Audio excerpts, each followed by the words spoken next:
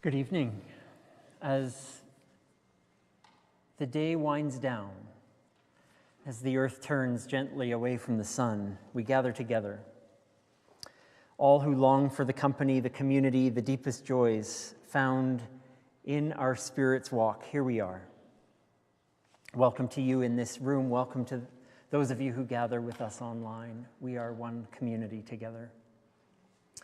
The story of our tradition on this day sparks so many realities of our lives and speaks to them, not just the cruel death of a first-century visionary and teacher. It's a story that pierces us with the realities of violence and cruel power of empire. It speaks to us of power that will silence critique, and the tendency to deny painful or inconvenient truths. It's a story of isolation, of loyalties, of betrayals. Tonight's story reveals the strength and power also to stand, to forgive, to live with integrity and compassion, with a mind for justice. We're all seeking courage when we're tempted to be silent and complicit or pass the buck or betray our own truth. But we're side by side in strengthening each other's solidarity, in doing better, in honoring bold action, in confronting fear. We're here for a lot of reasons. Tonight we'll focus on the ways that we lament, the ways that power and systems can quash beauty and inhibit justice and hamper peace. We stand in the face of those silences, and we work together to find our voice. We open ourselves tonight to the power of love and life, and especially when night grows the darkest, whether that's our fears, our anxieties, our frustration at the ways of the world. This night is for bringing all of those to the surface and feeling them and recognizing that there is a way through. There is commitment. There is community.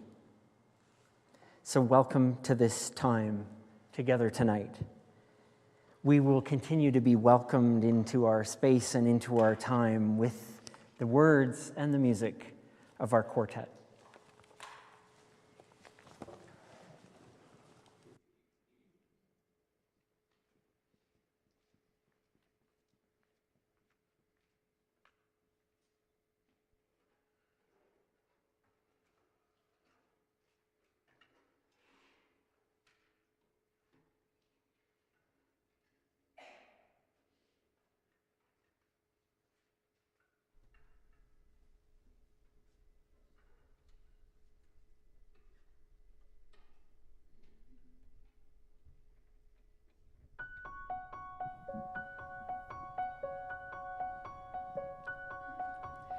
I believe in the sun.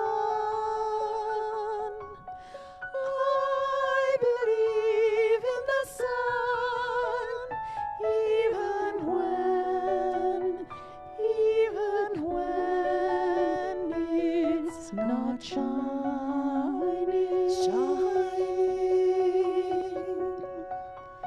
I believe in the spring. I believe in the rain, even when it's not falling. It's not falling. I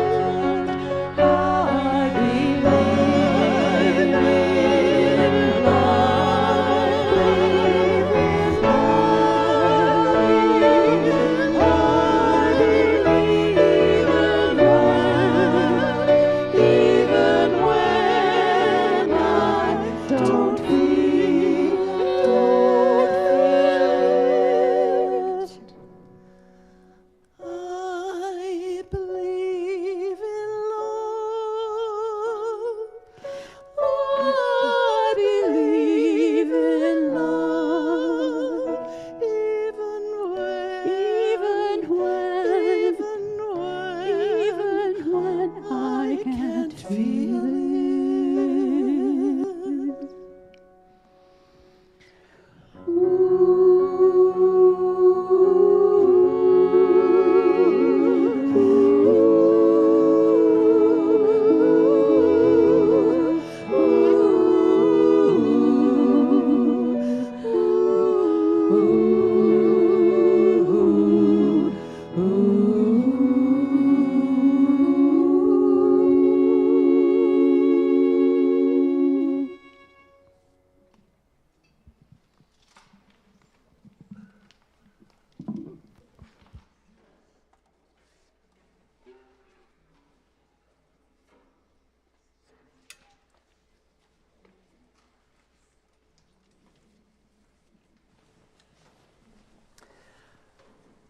Our gathering companion tonight is Gilda, and Gilda's going to offer our land acknowledgement for us today. Thank you, Gilda.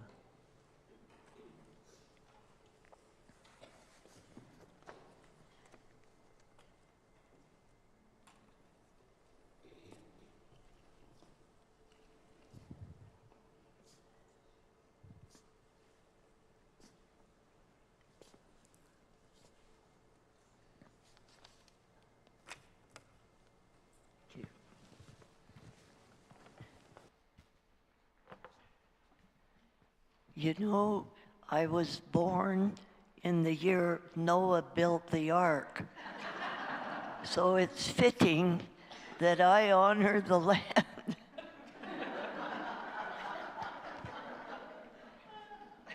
Thank you. As we gather, we pause to acknowledge that we are on Treaty 6 territory, land that was and still is home to the First Nations with whom Treaty 6 was signed, and that we respect the history, spirituality, and culture of our First Nations brothers and sisters with whom we share this land. We also acknowledge our responsibility to continue to promote mutual respect, peace, and friendship with the Treaty 6 First Nations peoples, and to further our understanding and participation in the reconciliation process.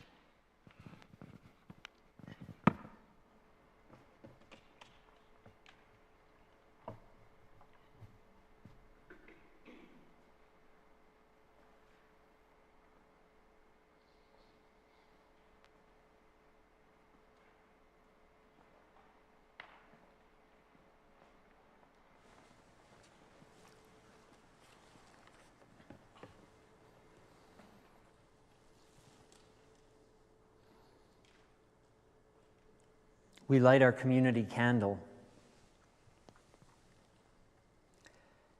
As those gathered here, as those gathered at home, we need the light. As those who long for company, community, the deepest joys found in the Spirit's walk together. As those who stand side by side seeking courage and honoring our often fearful yet persevering humanity. As those who seek to continue the revolution of love and justice that we celebrate in the long human story and in the remembering of the stories of Jesus of Nazareth and all they might symbolize. In this light, we honor and celebrate the sacredness in all of that, in all of us, and more.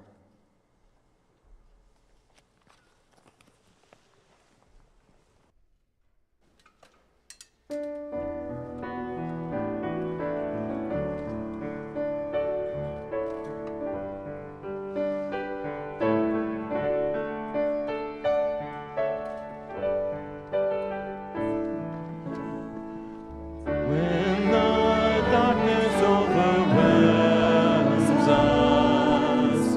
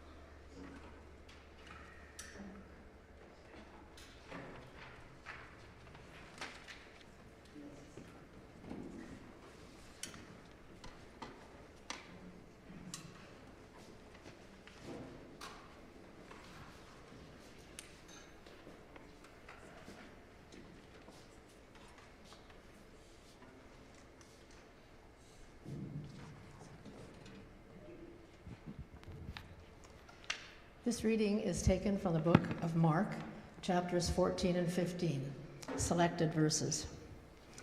They took Jesus to the high priest, and all the chief priests, the elders, and the teachers of the law came together.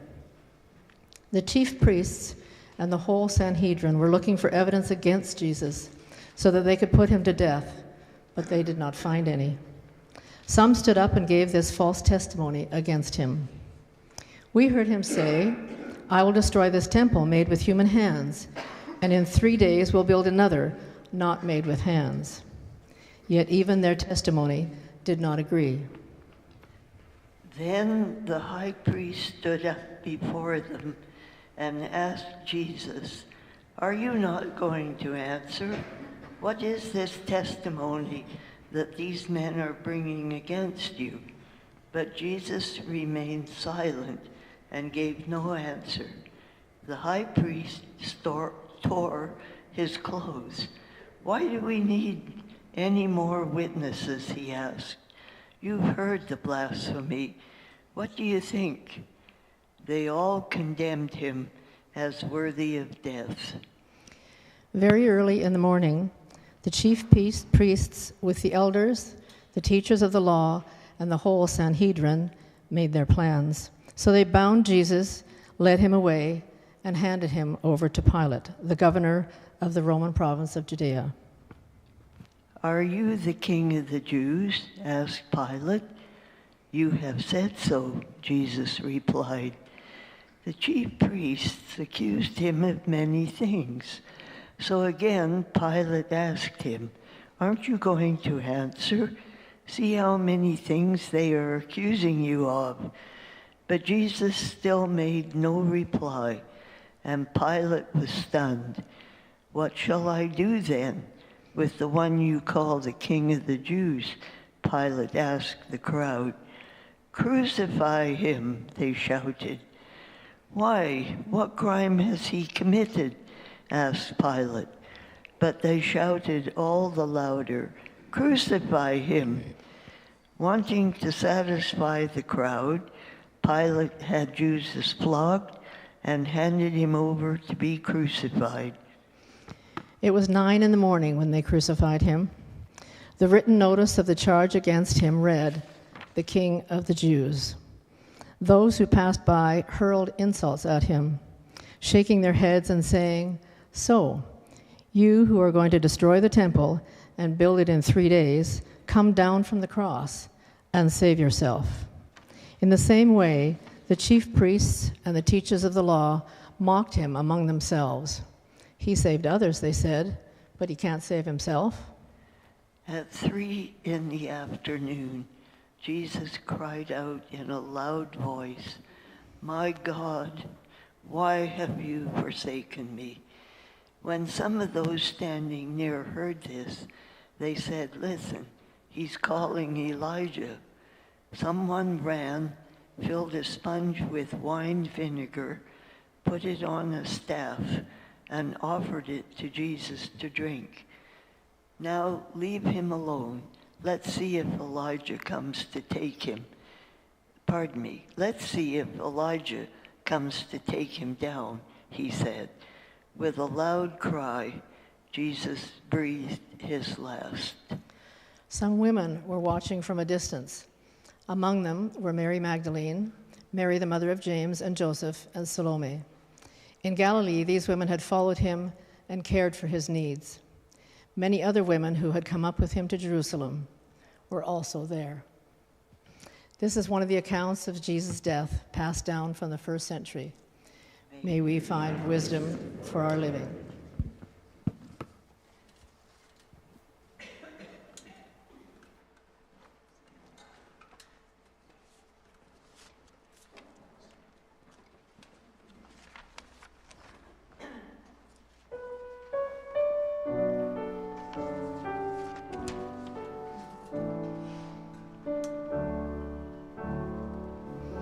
May we find wisdom meant for our living, from in the wonder of song and story.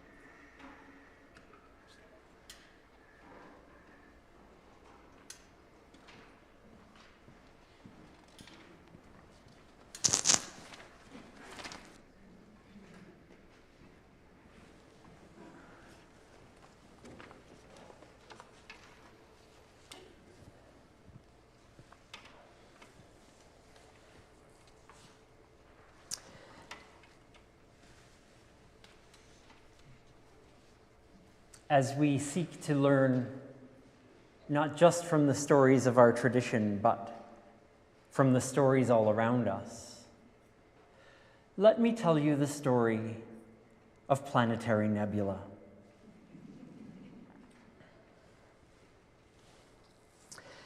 A planetary nebula forms when a low to medium mass star, much like our own yellow sun, reaches the end of its life. And here's how it happens. Our sun is doing all of its work and all of its job right now, squeezing, with the use of gravity, hydrogen into helium. But eventually, thankful for us, not for another couple billion years, the sun runs out of hydrogen. And as the star exhausts that fuel, it expands into a red giant and begins to fuse something more. And because it's bigger, it has more gravity and thus has the power to squeeze helium now in its core, which causes the star to get even hotter. Then eventually, that star runs out of helium too. And it expands one last time, but because it has no more fuel in its core, it can't get hot enough. It's not big enough quite. It's not hot enough to fuse carbon, which would be the next step in its journey, but it's too small, alas. So at this point, the star is so big that gravity at the surface is too weak to hold it all together. It can't hold its atmosphere anymore, all the gases that it has been expelling. So those outer gas layers are gently expelled into space. The remaining core of that star shrinks into a dense, cooling white dwarf, which emits intense radiation. This radiation ionizes that gas that has been spreading out as it can no longer hold to its shape. And that radiation and that gas makes for a glowing, intricate, colorful cloud of gas, a nebula, which lingers and cools after the death of this star for thousands and thousands of years before dispersing.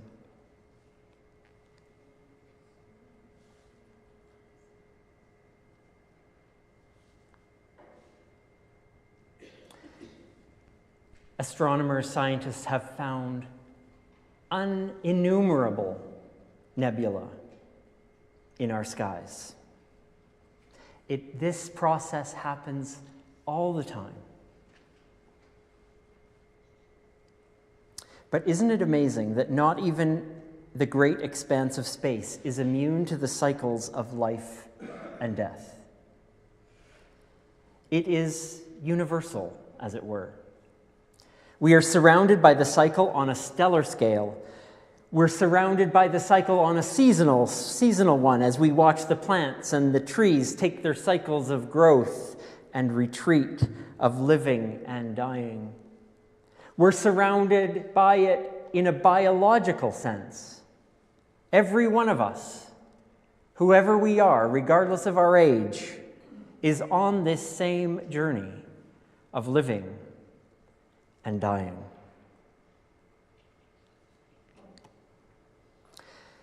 Nights like this one are a gift to us, where we can tell these stories of living and dying. Nights like this, where we tell these stories, they help us to wonder about, to examine, to critique even our Western culture that pretty much sanitizes everything to do with death in favor of optimism and capitalism and lots of other isms that have convinced us we can avoid and distract ourselves from our own deaths. We aren't helped either by the Christian church tradition that developed whole belief systems many of which we grew up with, perhaps, that focus all around the idea that somehow death is not final.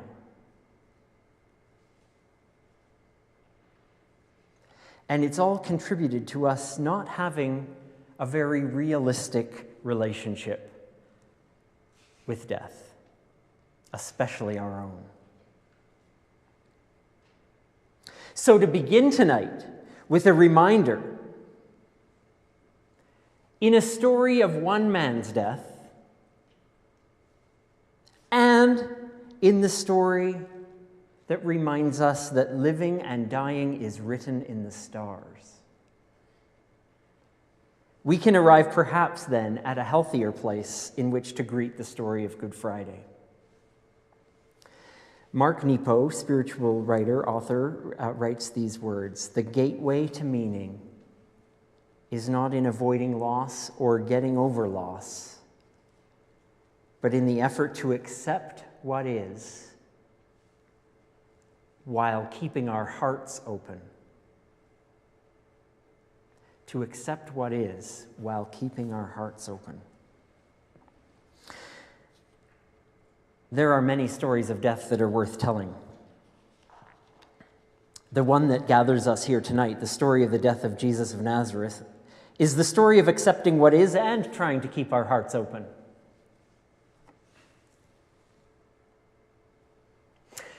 Through that tale that was read to us tonight, we recognize a number of things, none of them particularly pleasant. People betray each other. Ideas, as good as they might be, are silenced. Good people are killed. Power, money, status, they usually win. We, as humans, run out of time. We acknowledge it, lament it. It's the truth. We don't live this life without hurts and losses. To live life fully, with open hearts, means that we risk pain every day. The alternative is to shut everything down and dig a hole and be done with it all. If we want to live with hearts open, means we risk pain every day. We see our scars on our bodies, we feel them in our hearts, and in the face of that ongoing push of life, how do we avoid pain? The answer is that we don't. None of us. Because we have loved, and because our hearts are open to trying to live this life well.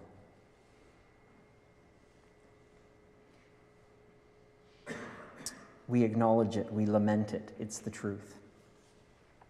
As tonight's story went on, the arrest of Jesus led to a sham of a trial, which we heard, the passing of the buck, the resistance in refusing to answer corrupt questions from a corrupt system, a long march to a place of execution, and finally, a Roman crucifixion. Power, authority, expediency, greed, they lead to death. Acknowledge it, lament it, it's the truth. The grief of any story of death is that it belongs to all of us. When we hear each other's grief, when we experience each other's slow demise, those stories belong to us all. It is every loss we've experienced. It's the grief of the end of things. It's our railing at the doors that are closed to us, the plans that are thwarted or never get a chance to be accomplished because time is short. It's the injustices of our world. It's the relationships that end or change. We experience all of this.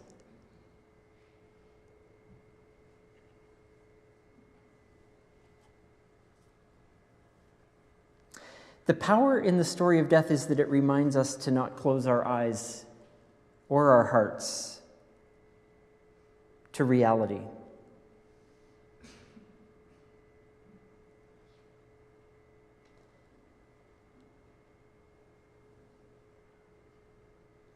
When we do that, it's often in hopes that we take away the pain and the fear of our finite existence. We are faced with places of the diminishment of love and connection, and we will either hide from them or we will confront them.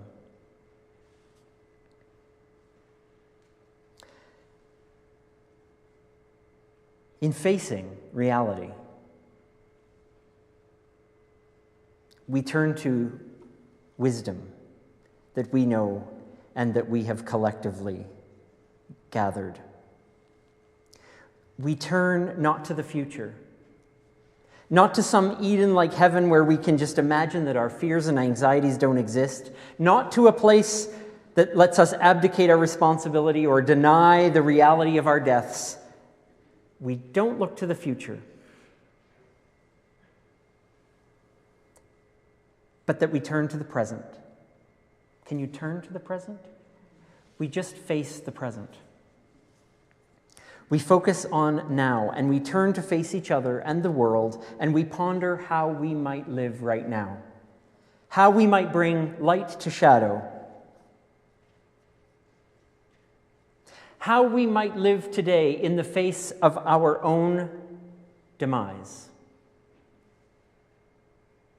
to have courage to face what needs facing.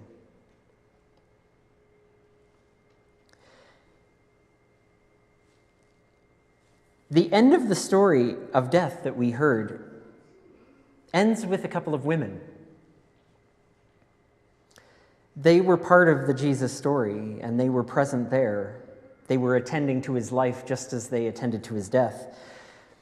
Those who grieve the loss of their teacher, they aren't allowing the reality of the moment to stop them from moving. They aren't allowing the fact that power and control can stop a movement, can stop a person, but that it cannot stop everyone.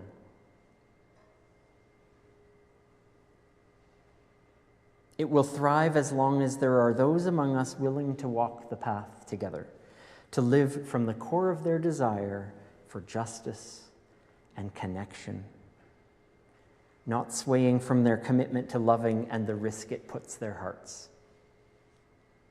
It is hard to love after loss. It is hard to open the heart again once it's been slammed shut by grief and loss.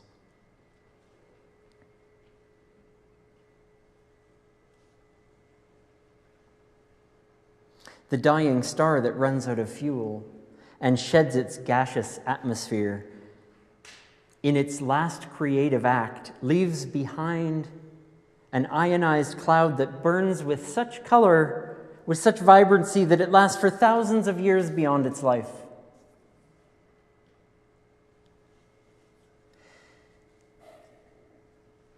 This little phenomenon in space is a reminder to us that facing the reality of living and dying becomes a question of what beauty might remain. Facing the reality of living and dying means that we are learning how to live and die well.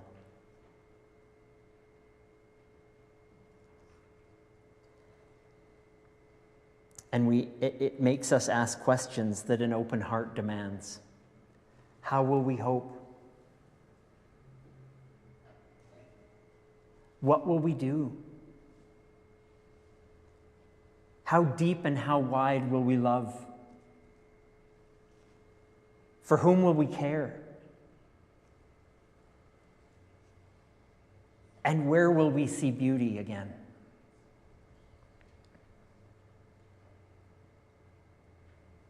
These are the questions of this night. These are the questions of any night where we grapple with life and death.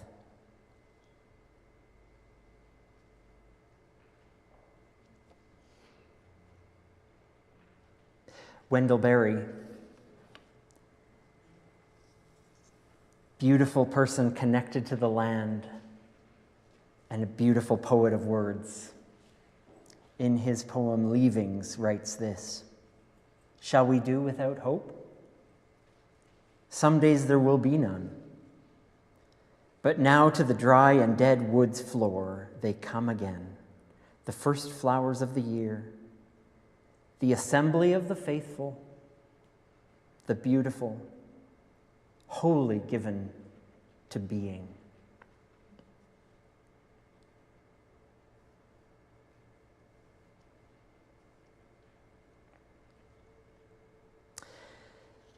In the time that follows,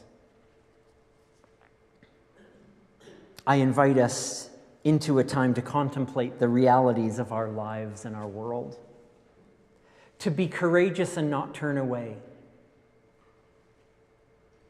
to acknowledge and to lament the difficulties, the challenges, the places of deep hurt, of despair, of pain, of dying that are going on right now in our lives and in the world.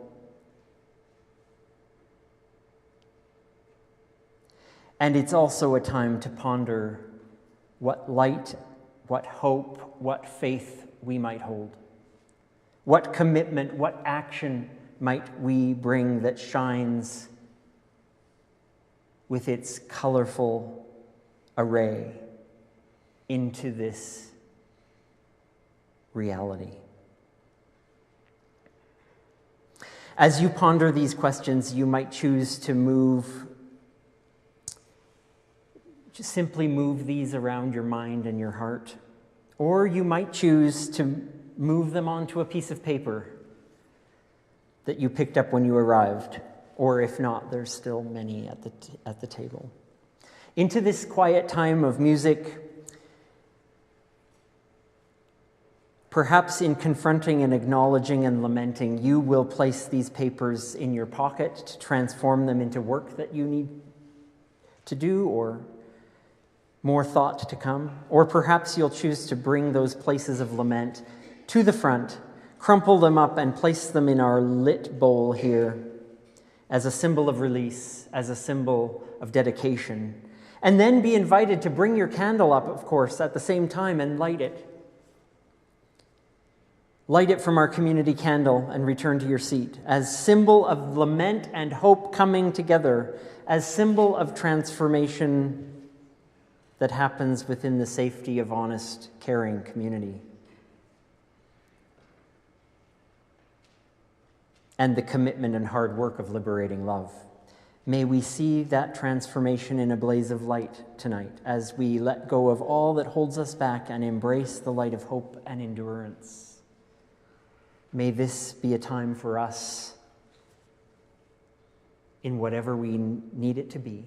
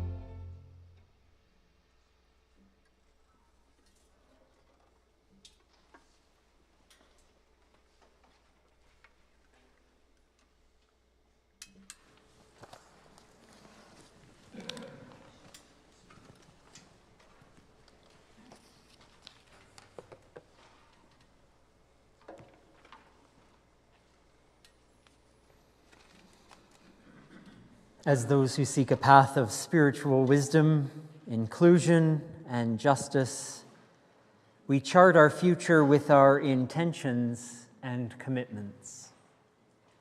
In the face of injustice and hurt, we will not be satisfied with blaming the victim, pretending that nothing is wrong, or accepting that nothing can be done. We acknowledge the dangers of labeling any individual or group as other.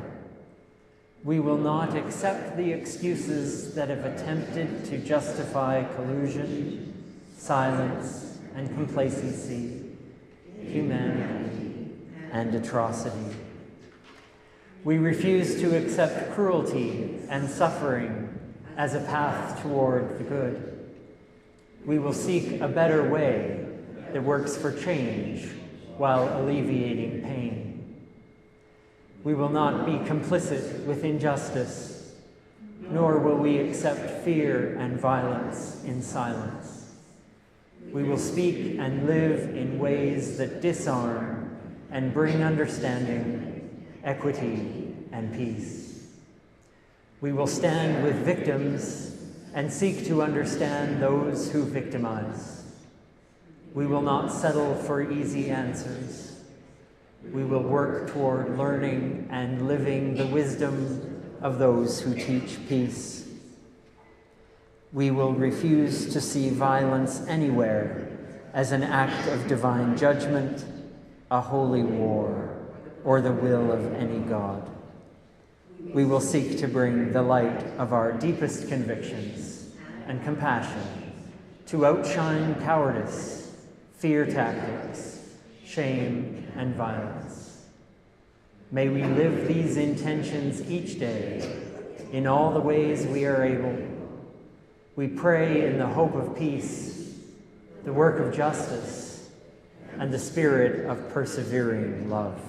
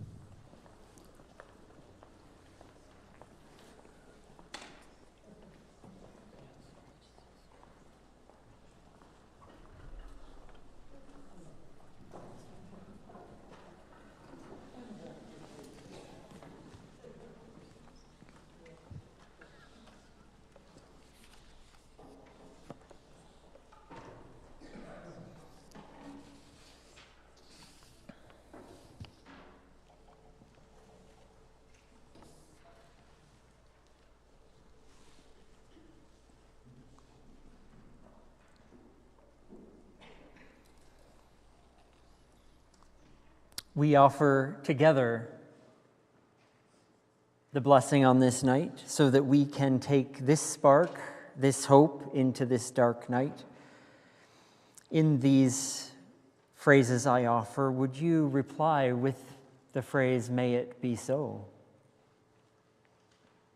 May we be blessed with the discomfort of easy answers and half-truths and superficial relationships so that we may live deep within our hearts. May it be so. May we be blessed with anger at injustice, oppression, and exploitation of others so that we may work for justice, freedom, and peace. May it be so. May we be blessed with tears to shed for those who suffer from pain, rejection, starvation, war, and loneliness, so that we may reach out our hands to comfort and bring joy. May it be so. May we be blessed with enough courage to believe that we can make a difference in the world, so that we may do what many claim cannot be done. May it be so.